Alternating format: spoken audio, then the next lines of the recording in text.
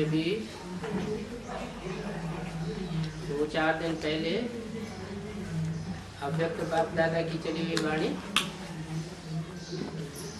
जो होली के दिवस पर चलाई गई है वो सुनते हैं। अव्यक्त वाणी की तारीख है 14 मार्च 2006। हेडिंग दिया है परमात्मा मिलन की अनुभूति के लिए जो उल्टा मैंपन है उसको जलाने की होली मनाओ।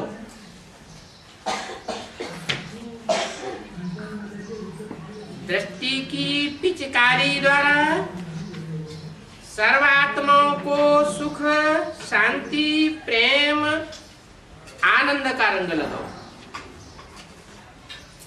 काहे की पिचकारी? दृष्टि की पिचकारी के द्वारा। दृष्टि से सृष्टि सुधरती है ना, जैसी दृष्टि वैसी सृष्टि।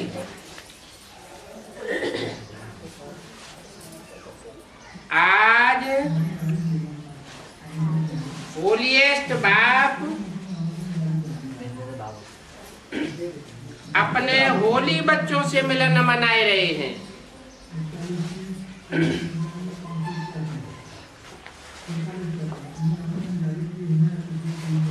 कहाँ मिलन मनाए रहे हैं? कब की बात है? 14 मार्च को वाणी बोली गई।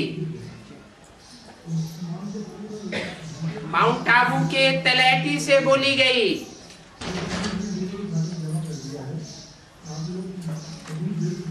और कहाँ के लिए इशारा दिया? किसके लिए इशारा दिया? कौन मिलन मनाए रहे हैं? होलीएस्ट बाप अपने होली बच्चों से मिलन मनाए रहे हैं। ये नहीं कहा होलीएस्ट बच्चों से मिलन मनाए रहे हैं। कैसे बच्चों से मिलन मनाए रहे हैं? होली बच्चों से, पवित्र बच्चों से,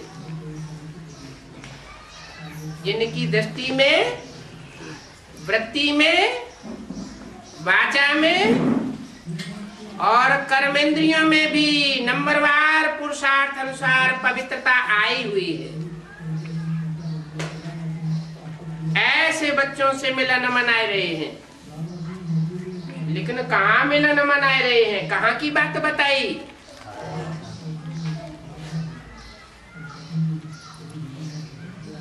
अरे कहीं का समाचार दे रहे हैं? हैं? साकार? हाँ, सूक्ष्म वतन की बात बताई कि सूक्ष्म स्टेज में रहने वाले जो मेरे बच्चे हैं, मनन चिंतन मंथन की दुनिया में रहने वाले बच्चे हैं, साकार शरीर की ये साकार दुनिया जो देह और देह के संबंधियों की दुनिया है उसको भूले हुए हैं। ऐसे आकारी फरिश्ताई बच्चों से, जिनकी फर्श की दुनिया से कोई भी लगाव नहीं साबित होता, ऐसे बच्चों से मिलन मनाए रहे। और कहाँ मिलन मनाए रहे? सूक्ष्म वतन में, कोई ऊपर नहीं। इसी साकारी दुनिया में बौद्धिक स्टेज से कोई ऐसे बच्चे हैं जो साकार शरीर में आत्मा होते हुए भी साकार शरीर के चिंतन से परे की स्टेज में अनुभव करते हैं। चलो सदाकाल न भी अनुभव करते हो, फिर भी पुरुषार्थ अनुसार, अवस्था के अनुसार, टाइम टू टाइम ये अनुभव करते हैं। ऐसे बच्चों से मिलन मनाए रही। चारों ओर के होली बच्चे दूर बैठे भी, ऐसे नहीं कि वहां सभा में ही बैठे हैं, जो दूर बैठे बच्चे भी हैं वो भी समीप हैं। किसके? होलीएस्ट बाप के। बाप दादा नहीं कहा, क्या कहा? होलीएस्ट बाप। क्यों? दादी में सुप्रीम सोल बाप आता है या अव्यक्त बाप दादा आते हैं? कौन आता है? सुप्रीम सोल बाप का तो कहना है कि मैं अति साधारण तन में आता हूं, जिसके कारण गीता के महावाक्य इस बात को ये साबित कर रहे हैं कि मूढ़मती लोग मेरे को नहीं पहचान पाते। इतने साधारण रूप में आता हूं। है होलीएस्ट और हाईएस्ट। ये हाईएस्ट और लोएस्ट बात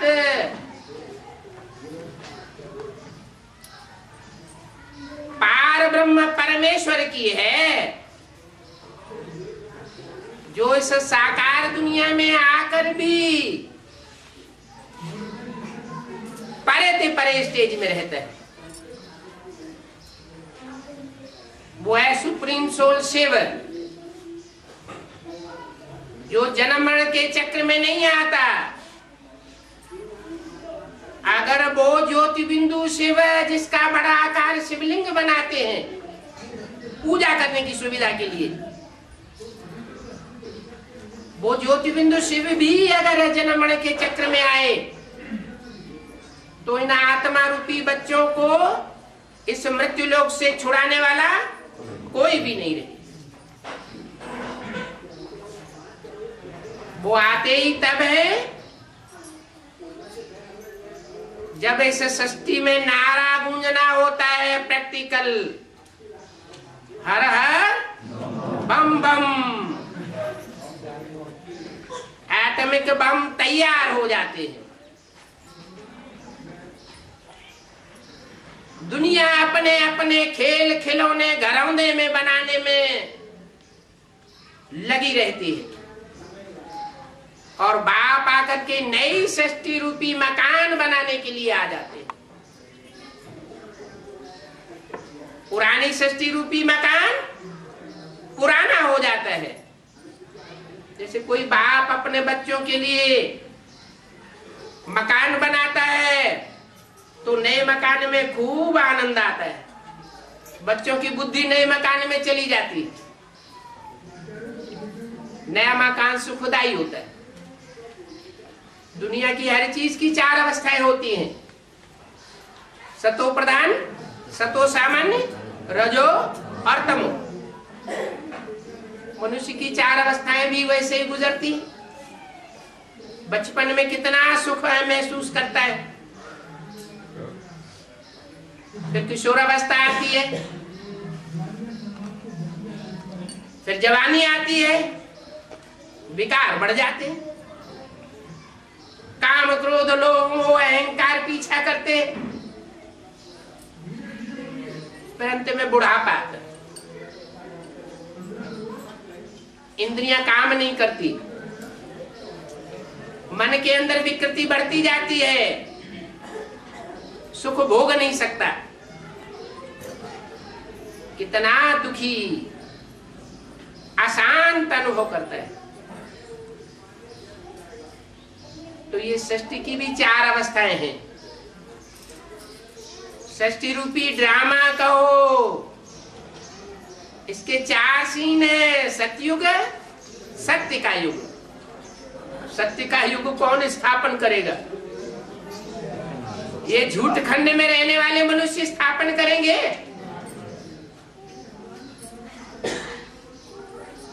सच्च खंड एक सत्य बाप ही स्थापन कर सकता है, जिसके लिए सिख लोग आज भी कहते हैं सत श्री अकाल,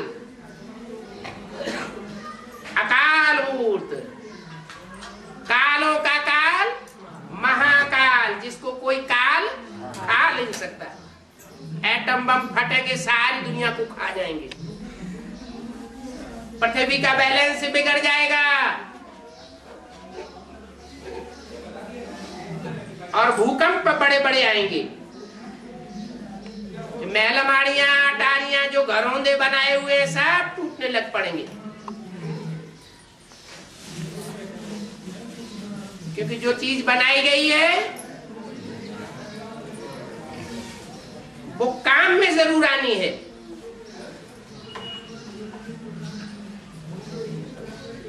लेकिन बाप अपने बच्चों की सेफ्टी के लिए आया हुआ है।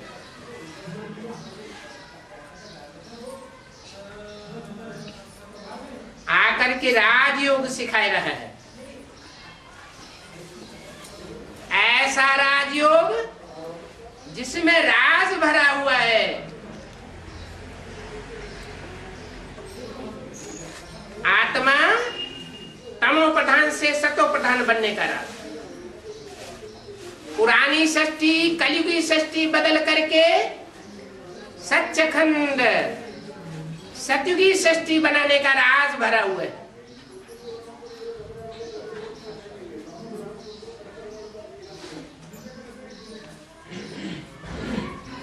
कर्म इंद्रियों के द्वारा प्रैक्टिकल वो राजयोग सिखाता है।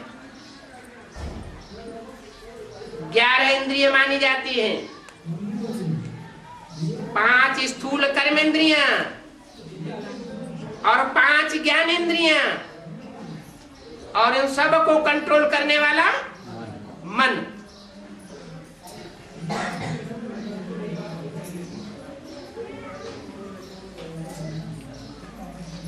दुनिया में मनुष्य मात्र जो योगी गुरु हुए हैं, उन्होंने भी योग सिखाया। उन्होंने शारीरिक योग सिखाए, श्वास प्रश्वास की प्रक्रिया सिखाई, प्राणायाम सिखाया,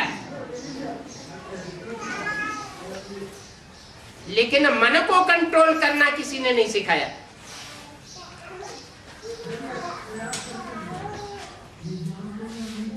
ये मन का कनेक्शन दृष्टि से है। आंख जिस चीज को देखती है, मन में वो चीज याद जरूर आती है, अगर थोड़ा भी लगाव पूर्वक देखा गया तो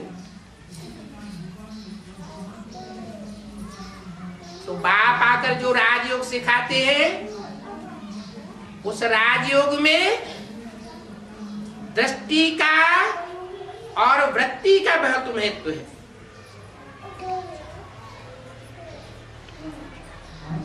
दृष्टि सुधरती है तो वृत्ति भी सुधर जाती है।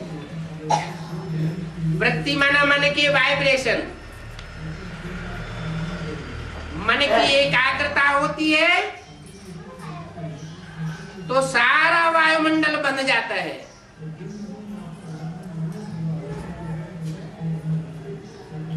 एक आत्मा भी अगर 100% एकाग्र स्टेज में स्थित हो जाए,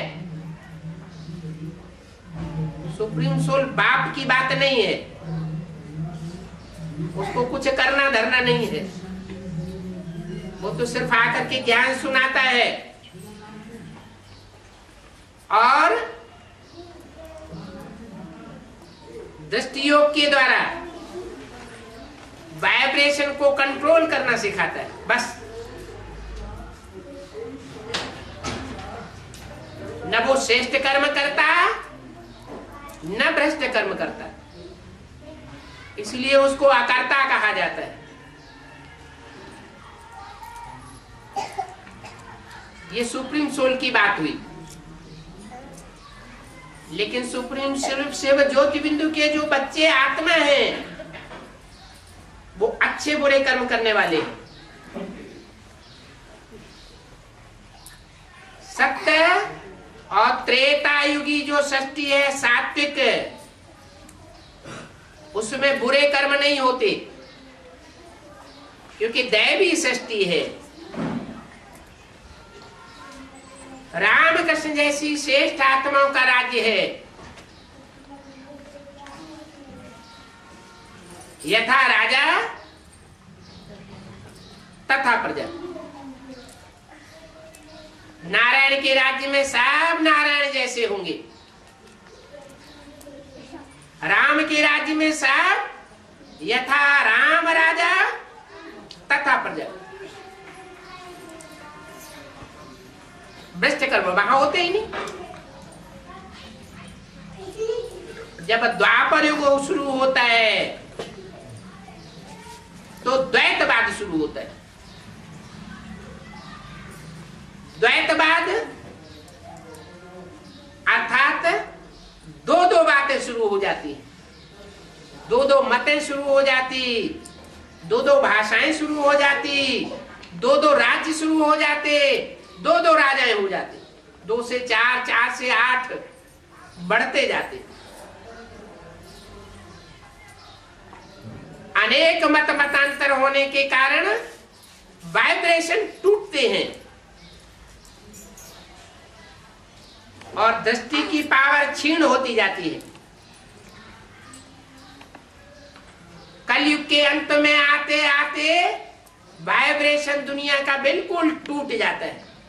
लोगों को ये पता भी नहीं रहता कि दुनिया की सबसे बड़ी शक्ति है दृष्टि और वृत्ति। दृष्टि की पावर और वृत्ति की पावर एटॉमिक विस्फोटों को भी कंट्रोल करती है। जिनमें ये पावर आ जाएगी, एटम बमों का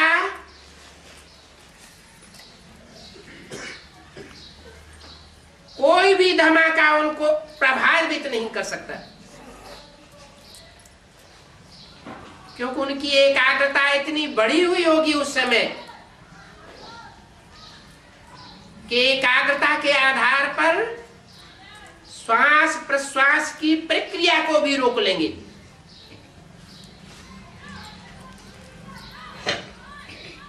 जब श्वास ही नहीं लेंगे, नहीं छोड़ेंगे, तो जो एटम के धमाकों से दूषित वातावरण बनेगा, उसका प्रभाव भी उस आत्मा पर नहीं पड़ सकता। लेकिन ऐसी आत्माएं मुट्ठी भर होंगी आज की दुनिया के जनसंख्या के मुकाबले।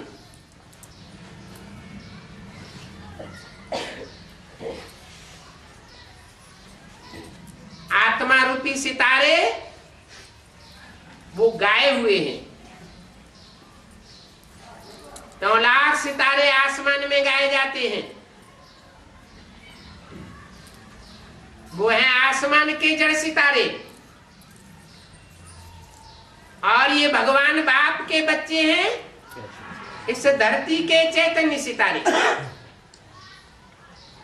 उनमें भी 4.5 लाख हैं रात की रोशनी में, जो चंद्रमा की और सितारों की रोशनी होती है। बाकी रात होती है, उस रात में टिमटिमाने वाले सितारे, रोशनी मारने वाले सितारे, जिन्हें ब्रह्मा की रात कहा जाता है। उस रात में चमकने वाले कितने? 4.5 लाख। चंद्रमा की रोशनी में अपने प्रभाव से संसार को प्रभावित करने वाले, और बाकी 4.5 लाख वो दिन के सितारे हैं। सूर्य की रहबरी में रहने वाले सितारे हैं। चैतन्य सितारे जो अपने आत्मिक प्रभाव के सारी सत्ता को ज्ञान सूर्य की सत्ता में मर्ज कर देते हैं, अपनी आत्मा के प्यार को परमात्मा प्यार में लवलीन कर देते हैं। जिसे गीता की भाषा में कहा गया है, मन मना भव, मद्यादि भव, मत मन मेरे, मना मना मन में, भव मन समझ, मना मेरे मन के संकल्पों में समा जा। तो ये 4.5 लाख वो सितारे हैं। जब संसार में एटम बमों के धमाकों की धीरे धीरे विभीषिका बढ़ती जाएगी, तो वो सितारे सारे संसार में ज्ञान की चमक मारेंगे। कब? जब अपने देह भान को आत्मिक भान की शक्ति से परमात्मा में लीन कर देंगे, माने परमात्मा प्यार में खो जाएंगे। जिसको गुरुओं ने कह दिया है आत्मा सो परमात्मा, आत्मा परमात्मा में लीन हो गई। वैसे आत्मा कभी परमात्मा में लीन नहीं होती। परमात्मा को सागर का मिसाल दिया जाता है। सागर खारी होता है, तो सागर खारी में से जो चुल्लू भर पानी लिया जाएगा वो भी खारी होगा। परमात्मा प्यार का सागर है, आनंद का सागर है, शक्तियों का भंडार है। तो उसमें से अगर आत्मा रूपी चुल्लू पानी लिया जाए या आत्मा अंश निकाल लिया जाए, तो आत्मा भी वैसी होनी चाहिए ना। कैसी? सागर जैसी होनी चाहिए, लेकिन नहीं होती। क्यों नहीं होती? क्योंकि आत्माओं में अनेक जन्मों के अपने अपने संस्कार भरे हुए हैं और परमपिता परमात्मा में अपने संस्कार भरे हुए हैं। जैसे एक बोरा गेहूं लो, वो जड़ बीज है, लेकिन हर दाने में अपने अपने संस्कार भरे हुए हैं। जब वो दाने बोए जाते हैं तो कोई में 4, कोई में 8, कोई में 10 फुट का पौधा, कोई में 5 फुट का पौधा, कोई में 6 फुट का पौधा, एक न मिले दूसरे से। ऐसे ये आत्मा रूपी बीज हैं, ये अपने अपने संस्कारों से भरे पूरे हैं, 84 जन्मों के चक्र से भरे पूरे हैं। एक एक आत्मा का स्वभाव संस्कार दूसरे से नहीं मिल सकता। कब मिलता है? जब कलयुग के अंत में ये सृष्टि पुरानी हो जाती है, कल्प का अंत होता है, माना चतुर्युगी का अंत होता है। तो कल्पांतकारी बाप सतयुग, त्रेता, द्वापर, कलयुग रूपी चतुर्युगी के अंत में इस सृष्टि पर आता है। कहां से आता है? गुरुओं ने तो कहा सर्वव्यापी है, तो आने जाने का सवाल कहां से? लेकिन आज के गुरुओं ने कहा सर्वव्यापी है। वेदों की एक ऋचा ऐसी भी है जिसमें कहा गया है कि पहले हम तुम्हें सर्वव्यापी नहीं मानते थे, अब मानते। और इसका प्रूफ गीता में भी है। क्या प्रूफ है? गीता में एक श्लोक है, उसमें कहा गया है मैं कहां का वासी हूं। बोला है न तद्भासयते सूर्यो न शशांको न पावक यद् गत्वा न निवर्तन्ते तद्धाम परमं मम। न वहां सूर्य का प्रकाश है, न चंद्रमा का प्रकाश है। सूर्य चंद्रमा का भी प्रकाश वहां नहीं पहुंचता। अग्नि का भी प्रकाश नहीं है वहां पर। जहां जाकर के आत्माएं इस मृत्युलोक में वापस नहीं लौटती। अगर लौटेंगी भी तो ये मृत्युलोक नहीं होगा, इस दुनिया में अमरलोक होगा, सत्य युग होगा, सप्त धाम होगा, इच्छा मृत्यु होगी, अमरलोक होगा।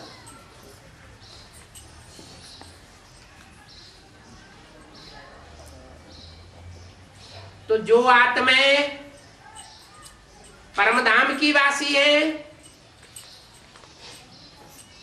जो परम पिता परमात्मा परम धाम का वासी है,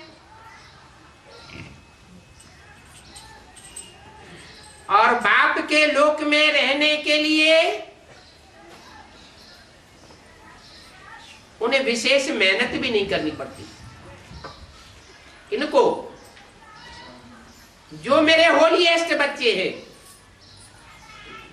माने भले 84 जन्म भी लेते हैं तो भी वो होलीएस्ट बच्चे देह भान में उतना नहीं रंगते जितना दूसरे धर्मों की आत्मा रंग जाती है।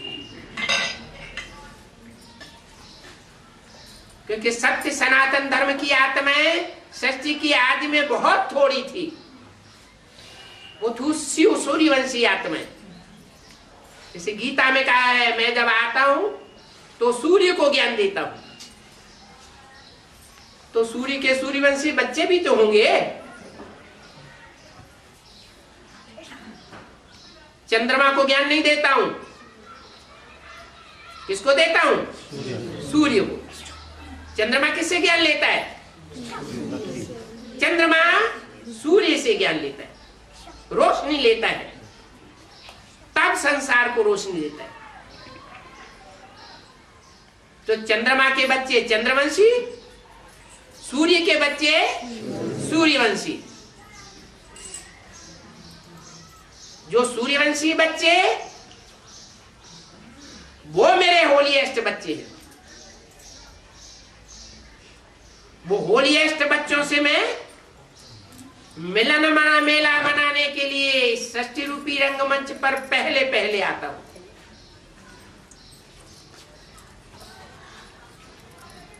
बोला अभी भी ऐसे बच्चों से मिलन मनाए रहे हैं। कैसे मिलन मनाए रहे हैं? मिलन तो कर्मेंद्रियों से ही मनाया जाता है, ज्ञानेंद्रियों से ही मनाया जाता है। मिलन की अनुभूति कैसे होती है? बिना कर्मेंद्रियों की और ज्ञानेंद्रियों की हो सकती है क्या? कोई कहेंगे क्यों नहीं होती। सूरदास को, तुलसीदास को, मीरा को भगवान के साक्षात्कार हुए तो क्या मिलन की अनुभूति नहीं हुई? अरे साक्षात्कार स्वप्नवत चीज है। जैसे स्वप्न में कोई अच्छा स्वप्न देखते हैं तो तबीयत खुश हो जाती है, ऐसे ही साक्षात्कार भी है। स्वप्न सोते समय बंद आंखों से देखा जाता है स्वप्नावस्था में, और साक्षात्कार ऐसी स्टेज है जो परमात्मा बाप जागृत अवस्था में भी वो अनुभव कराए देते हैं। लेकिन मीरा को साक्षात्कार हुआ, उससे मीरा कोई वैकुंठ में नहीं चली गई, इस दुनिया में वैकुंठ है ही नहीं। ये तो कलयुग की दुनिया है। ऐसे नहीं कि वैकुंठ कोई ऊपर होता है और नरक कोई नीचे होता है, नहीं। मनुष्य आत्मा ही जब ऊंची स्टेज पकड़ती है परम पिता परमात्मा की याद में, तो वो शाश्वत उनकी स्टेज उनको स्वर्ग का अनुभव कराती है, सतयुग में अनुभव करती है, सतयुगी दुनिया में पहुंचती है। और धीरे धीरे जन्म लेते लेते देहभान का सुख भोगते भोगते, कर्म इंद्रियों का रस लेते लेते, जब आत्म की स्थिति क्षीण होती है, देहभान बढ़ता जाता है, क्योंकि देह के द्वारा ही सुख भोगे जाते हैं। तो सतयुग से त्रेता, त्रेता से द्वापर, द्वापर से कलयुग, नीची स्टेज में आत्माएं आ जाती है, दुखमयी स्टेज में आ जाती हैं। इसलिए कहते हैं नरक है पाताल में और स्वर्ग है ऊपर। ऊपर माने ऊंची स्टेज। जैसे शंकर जी के लिए कहते हैं कैलाशी वासी, तो ऐसे नहीं कि कोई कैलाश में रह करके दुनिया का कल्याण कर लेंगे, नहीं। इस दुनिया में रह करके ही परमात्मा सुप्रीम सोल बाप शंकर जैसे महादेव के द्वारा दृष्टि से सृष्टि सुधारते हैं, वृत्ति रूपी वाइब्रेशन सुधारते हैं, और बच्चों की मनसा को, वाइब्रेशन को, दृष्टि को पलट करके जैसी दृष्टि वैसी उनकी सृष्टि सतो प्रधान बनाते हैं।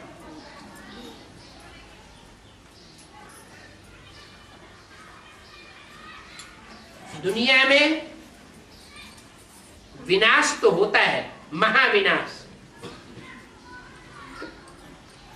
और उस महाविनाश के पीरियड में सबको शरीर छोड़ने पड़ते हैं। आत्मा रूपी सितारा जो भ्रकुटी के मध्य में विराजमान है,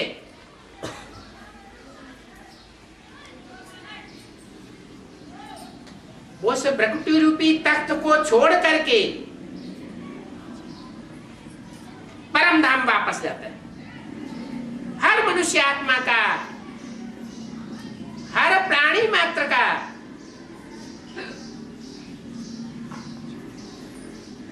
आत्मा रूपी सितारा महाविनाश के टाइम पर नंबरवार वापस जाता है।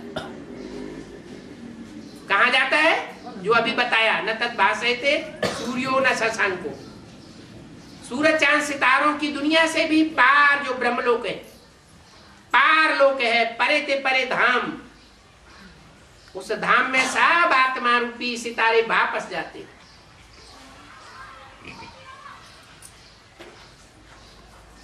नंबरवार वापस आते हैं। जिस नंबर से जाते हैं उसी नंबर से वापस आते हैं। पहले पहले वापस कौन जाएंगे? जो परमात्मा बाप के ज्यादा नजदीकी होंगे वो जाएंगे, या दूसरे जाएंगे? जिन्होंने परमात्मा बाप का ज्यादा से ज्यादा संग का रंग लिया होगा, वो पहले पहले परम धाम वापस जाते हैं, बाप के घर में। और उन्हीं को पहले पहले ये सच रूपी मकान या दुकान कहो, उसका संचालन करने के लिए वापस भेजा जाता है।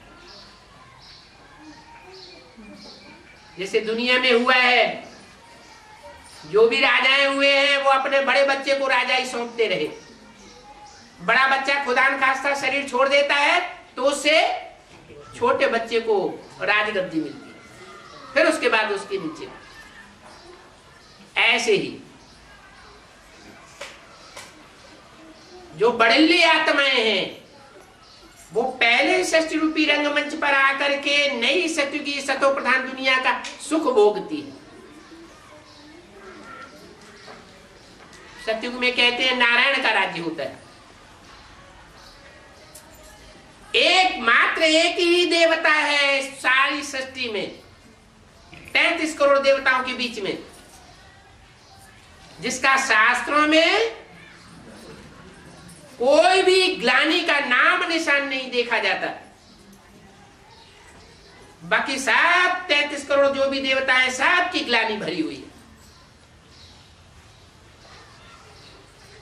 वो है परमात्मा बाप की पहली पहली रचना।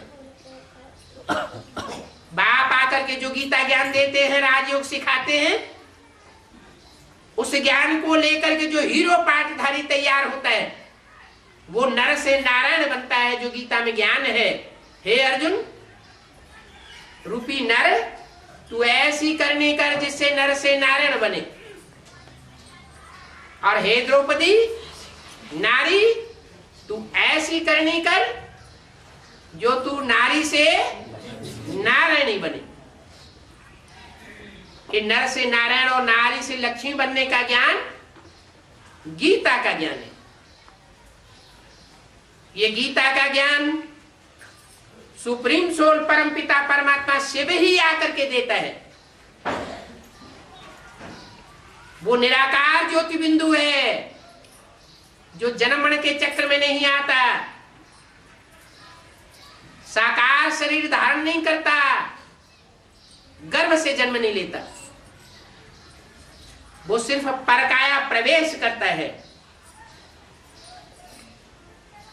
जैसे गीता में एक शब्द आया है प्रवेष्टुम, मैं प्रवेश करने योग्य हूं। किसी में प्रवेश करता होगा?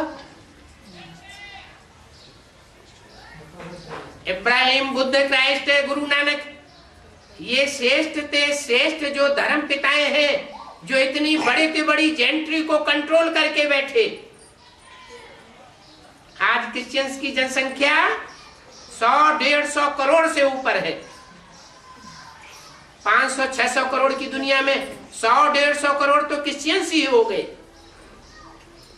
उनका सबका श्रद्धा विश्वास एक धर्म पिता पर बैठा हुआ है। तो महान आत्मा तो है ना, ग्रेट धर्म पिता तो है ना। लेकिन वो धर्म पिताएं भी, चाहे इब्राहिम हो, बुद्ध हो, क्राइस्ट हो, गुरु नानक हो, सब ने नतमस्तक होकर उससे ग्रेट ग्रेट ग्रैंडफादर को स्वीकारा है, जिसको उन्होंने अपनी भाषा में आदम भी कहा है। सृष्टि का आदि पुरुष एडम, जैनियों में आदिनाथ और हिंदुओं में आदिदेव। अलग अलग नाम रूप दे दिए हैं, लेकिन व्यक्तित्व एक ही है। ये वही व्यक्तित्व है सृष्टि रूपी रंगमंच का, जो हीरो पाठधारी के रूप में सतयुग के आदि में नारायण के रूप में राज्य करता है।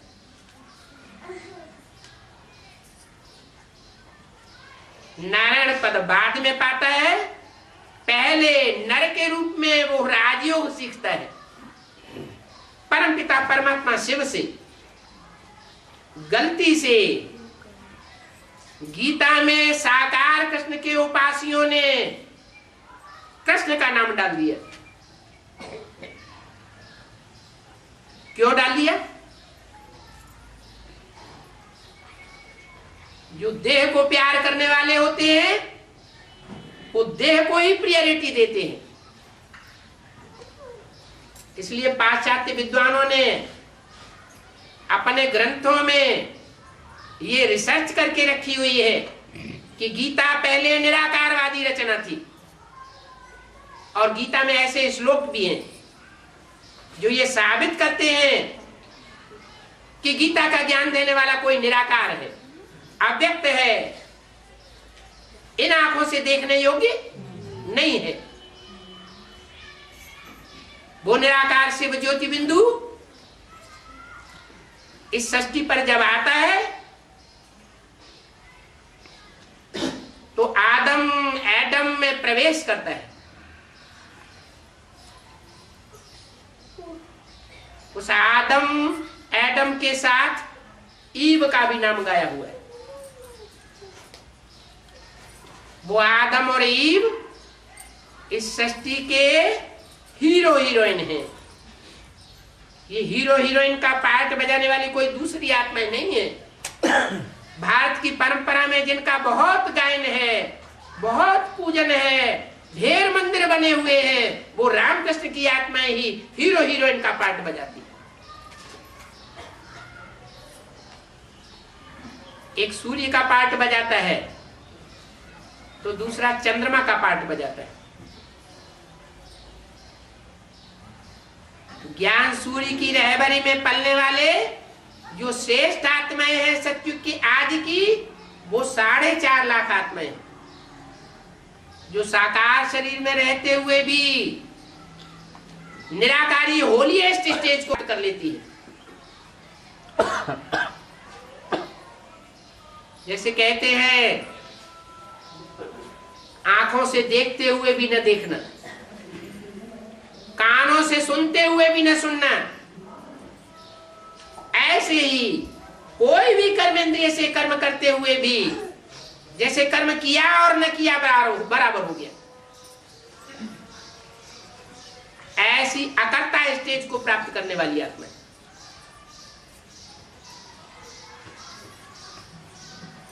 कर्म के ऊपर पूरा कंट्रोल,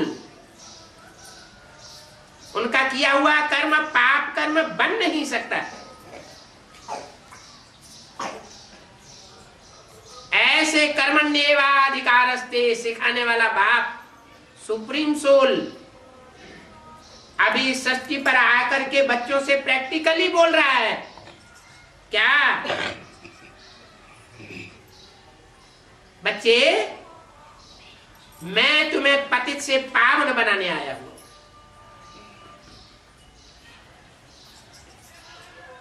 तुम्हारी दृष्टि पतित हो गई, तुम्हारी वृत्ति पतित हो गई, तुम्हारी कर्मेंद्रियां बेविचारी हो गई, मन पतित बन गई, तुम्हारी वाचा पतित बन गई। तुम्हारा सेकंड का जो वैल्यूएबल टाइम है इस समय, वो सब व्यर्थ जा रहा है। मैं तुम्हें ऐसी प्रक्रिया सिखाने आया हूं कि तुम्हारा एक एक सेकंड बहुत वैल्यूएबल बन जाता है। क्योंकि मैं सिर्फ कलयुग के अंत और सतयुग के आदि के एक ही जन्म में आता हूं और सारी पुरानी सृष्टि को पलट करके, पुराने धर्मों को पलट करके, असत धर्मों को पलट करके सत धर्म की स्थापना करके जाता हूं, जिसको तुम अपनी भाषा में कहते हो सत्य सनातन धर्म।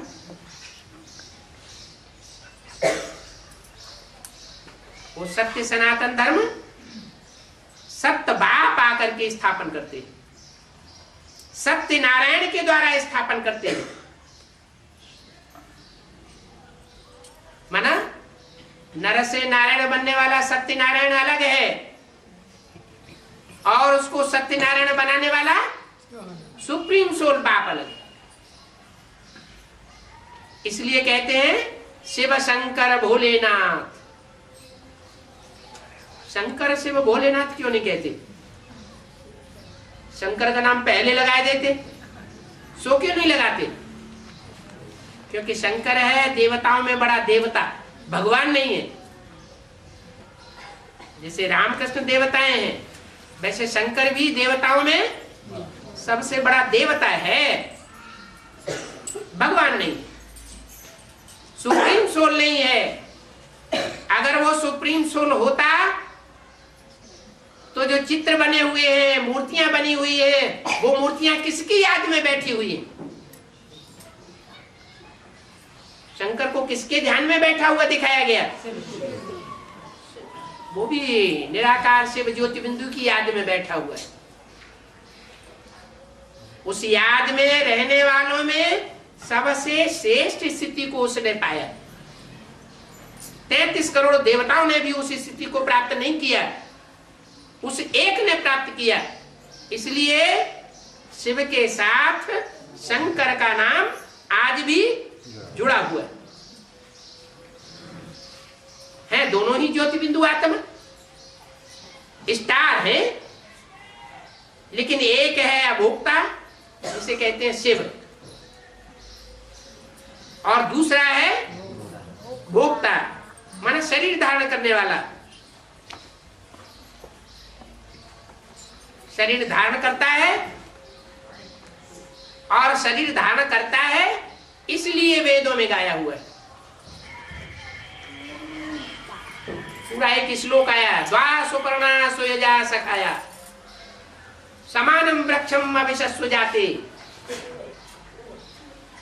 ये षष्ठी रूपी वृक्ष है, इसमें दो पक्षी बैठे हुए हैं, एक है अभोक्ता और दूसरा है भोक्ता। संसार के सुखों को भोगने वाला है। जो भी मनुष्य मात्र आत्माएं हैं उनमें सबसे जास्ती योगी, वो सबसे जास्ती परमात्मा बाप सुप्रीम सोल का सहयोगी, और जो जितना जास्ती सहयोगी बनता है उतना ही सृष्टि के सुख जास्ती भोगता है।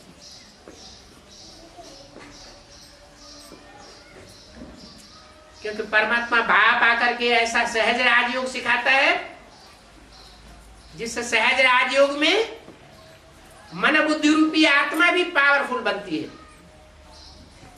जिसका मन बुद्धि रूपी आत्मा जितनी पावरफुल बनेगी, वो जन्म जन्मांतर शरीर रूपी वृक्ष धारण करके उतना ही जास्ती सुख भोगेगा।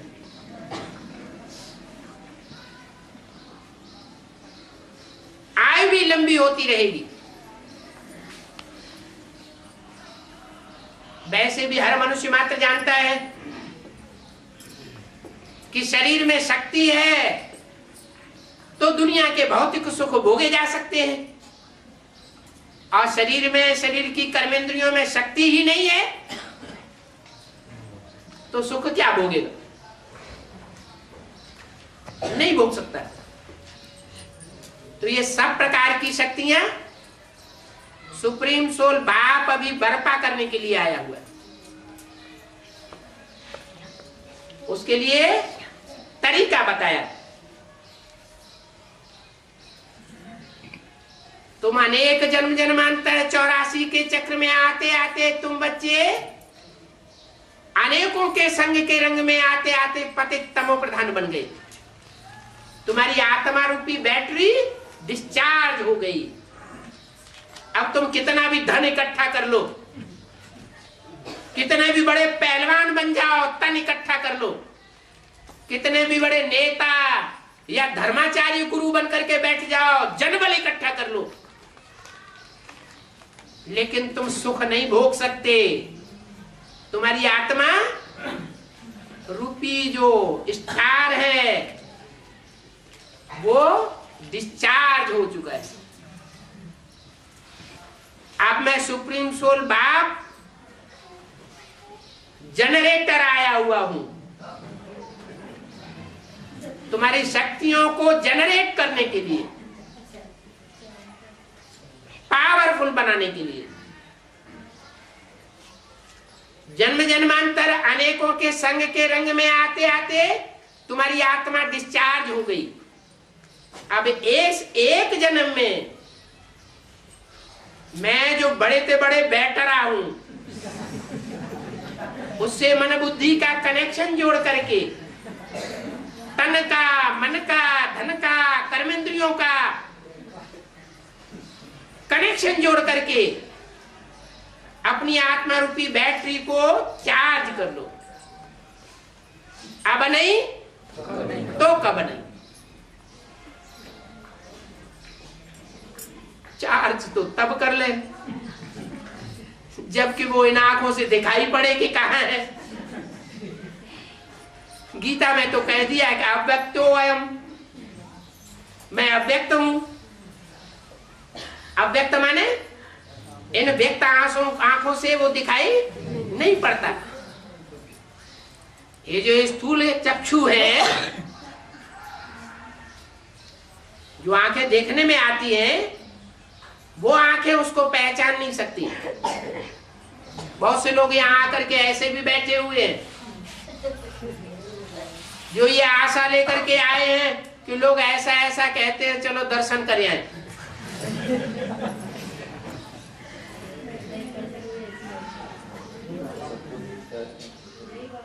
तो सुप्रीम सोल तो क्या, आत्माएं भी इन आंखों से नहीं देखी जा सकती। शंकर की आत्मा का भी दर्शन नहीं कर सकते, राम की आत्मा का भी दर्शन नहीं कर सकते, कृष्ण की आत्मा का भी दर्शन नहीं कर सकते, राधा और सीता पाठधारियों के भी दर्शन नहीं कर सकते। कोई कह दे ये सीता है, ये राम है, ये शिव है, ये कृष्ण है, ये शंकर है, चलो थोड़े समय के लिए विश्वास कर लेंगे, लेकिन अंधश्रद्धा हुई या श्रद्धा विश्वास हुआ? ये तो अंधश्रद्धा हो गई। किसी ने कह दिया और हमने मान लिया। अरे वो तो बुद्धिमानों की बुद्धि है। कौन? सुप्रीम सोल बाप। वो इस सृष्टि पर आता है तो मन बुद्धि रूपी आत्मा को सुधारने आता है। मन बुद्धि रूपी आत्मा जब सुधर जाती है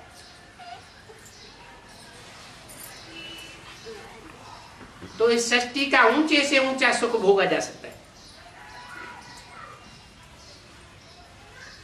सुधार का तरीका बताता है कि मेरे को पहचानो, मैं जो हूं, जैसा हूं, जिस रूप में पार्ट बजाय रहा हूं,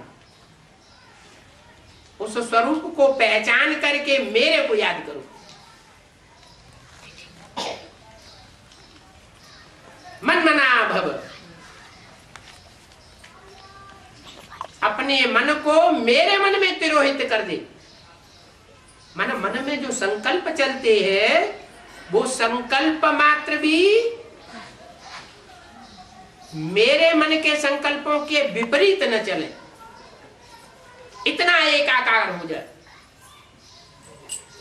कर्मेंद्रियों से विपरीत कर्म करना, विपरीत भाषा बोलना, ये तो बहुत बड़ी बात हो गई।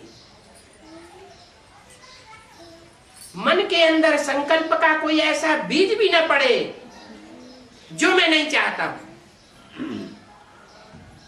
ऐसा मन मना भाव बन जाए, मेरे में समा जाए। तो जो तरीका बताया उस तरीके की बात यहां बताई पहली लाइन में। आज होलीएस्ट बाप अपने होली बच्चों से मिलन मनाए रहे हैं और दूसरे बच्चे इसका अनुभव नहीं कर सकते। कौन दूसरे बच्चे? जो स्थूल आंख से पहचानना चाहते हैं। नहीं, भगवान बाप को भारतवर्ष में खास त्रिनेत्री के रूप में प्रत्यक्ष किया गया है। शंकर को 3 नेत्र दिखाई जाते। जो शंकर आत्मा है उसके 2 नेत्र तो स्थूल अपने हैं और तीसरा नेत्र जो खड़ा हुआ है वो कहा जाता है शिव नेत्र। क्या कहा जाता है? शंकर नेत्र नहीं कहते, क्या कहते हैं? शिव नेत्र। माना वो सुप्रीम सोल शिव उसमें प्रवेश करता है।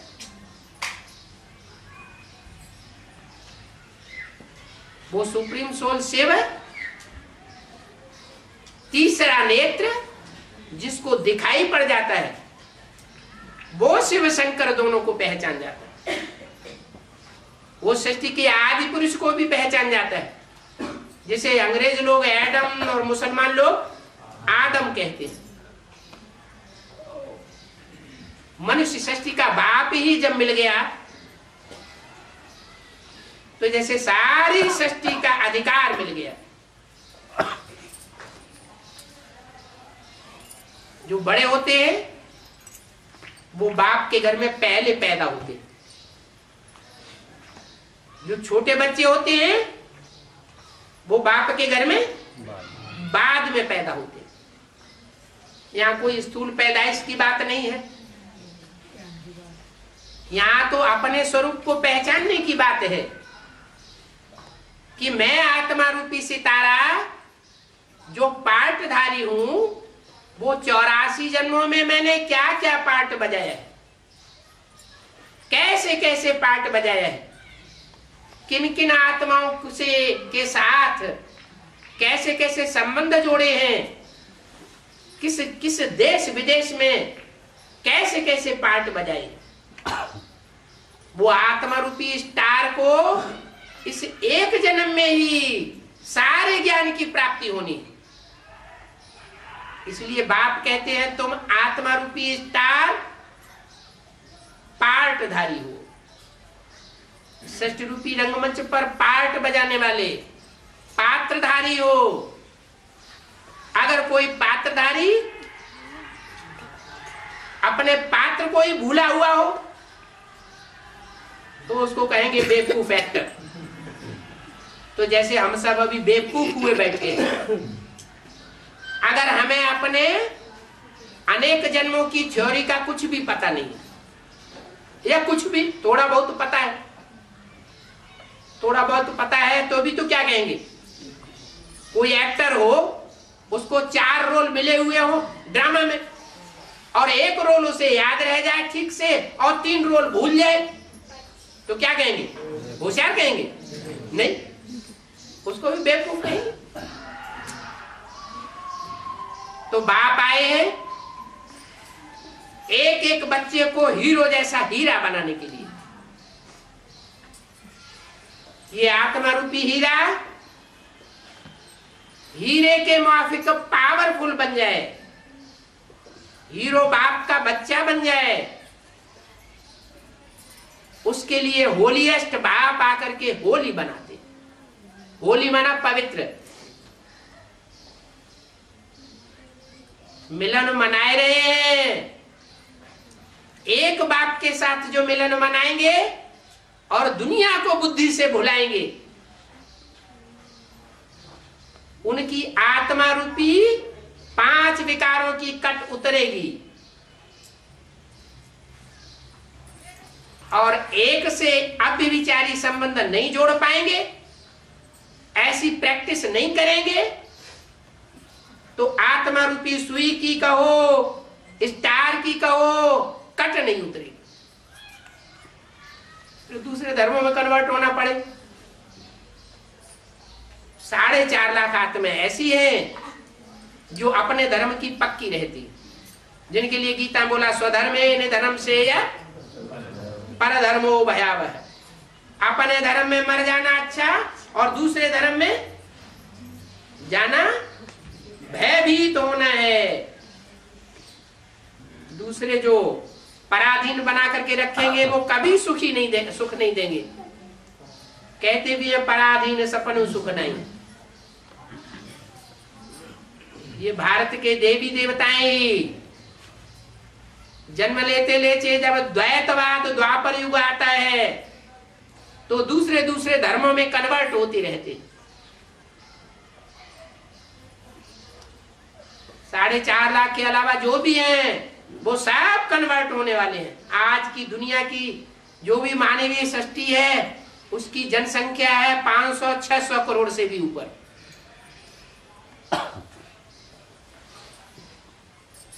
उनमें 4.5 लाख सारे विश्व में फैले हुए हैं, वो ही बचेंगे विनाश की विभीषिका में, और बाकी सब खलास होने वाले।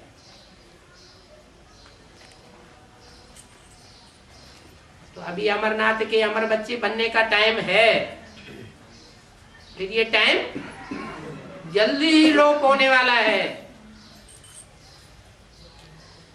फिर हाहाकार जब शुरू हो जाएगा तो पढ़ाई नहीं हो सकेगी। पढ़ाई पढ़ने के लिए एकांत में गुरुकुल में जाना पड़ता है। शांत स्थान में बैठ करके पढ़ाई अच्छी होती है। अभी शांति का टाइम चल रहा है, पढ़ाई पूरी होगी फिर अशांति का टाइम शुरू होगा। कोई पुरुषार्थ नहीं कर सकेगा कितना भी चाहे। ओम शांति।